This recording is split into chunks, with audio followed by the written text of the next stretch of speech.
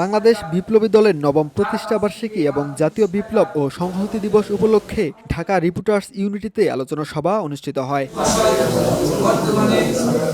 সভায় BNP chairperson উপদেষ্টা আব্দুস সালাম বলেন, আমরা যে স্বাধীনতার স্বপ্ন দেখেছিলাম ১৯৭২ সালে সরকার গঠনের পর সেই স্বপ্ন বাস্তবায়ন হয়নি। অভ্যুত্থানের পর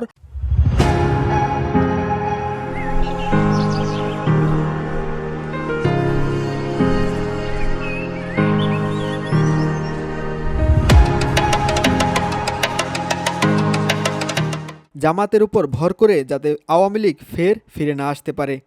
নিজেদের বিরুদ্ধে একে অপরে কাদা ছোড়াছুড়ি না করে আমরা জনগণের কাছে রায় নেই, তারপর জনগণ রায় দেওয়ার পরে আমরা দেশটাকে সেভাবে পরিচালিত করি যাতে আমাদের নিজের পায়ে দাঁড়াতে পারি।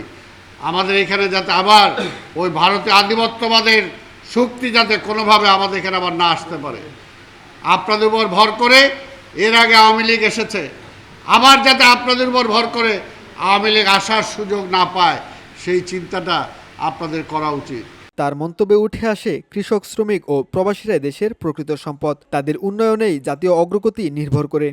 এই দেশে কৃষক যদি না বাঁচে, এই দেশের শ্রমিক যদি না বাঁচে, এই দেশের সাধারণ মানুষ যদি না বাঁচে, কাকে নিয়ে আপনি রাজনীতি করবেন? কাকে নিয়ে করবেন? কার কারণে করবেন? কার জন্য করবেন? কাজে বিএনপি রাজনীতি করে সেই কৃষকের জন্য, সেই শ্রমিকের জন্য, সেই সাধারণ মানুষের জন্য। তিনি অভিযোগ করেন ১৯৭২ সালে মিল ইন্ডাস্ট্রিগুলো জাতীয়করণের নামে দলীয়করণ করা হয়েছিল। স্বাধীনতার পরে আমাদের মিল ইন্ডাস্ট্রিগুলো জাতীয়করণের নামে সব দলীয়করণ করা হয়েছিল। সেই সময় দলীয়করণ করে সেই মিল ইন্ডাস্ট্রির নাট বল্টু পর্যন্ত তারা বিক্রি করে খেয়ে ফেলেছিল। অনেক জায়গায় আগুন দিয়ে আমাদের পাটকলগুলোকে জ্বালিয়ে দেওয়া হয়েছিল। তিনি বলেন, শহীদ রাষ্ট্রপতি জিয়াউর রহমান জনসংখ্যাকে জনসম্পদে রূপান্তরে যে ভিত্তি গড়ে দিয়েছিলেন তা ৮ থেকে ১০ বছর অব্যাহত থাকলে বাংলাদেশ আজ উন্নত দেশের কাতারে উঠে যেত।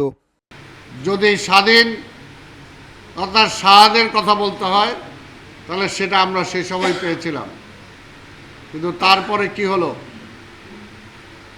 তারপরে ইতিহাস আমরা সবাই জানি যে জিয়াউর রহমান বেশি দিন থাকতে পারেন নাই।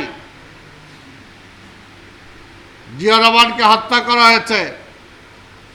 অনেকে এখনো বলে যদি জিয়াউর রহমান আর ৫ থেকে ১০ বছর রাষ্ট্র ক্ষমতায় থাকতে পারতেন তাহলে এই দেশ বহু আগে মালয়েশিয়া, সিঙ্গাপুরের মতো অবস্থা হতো।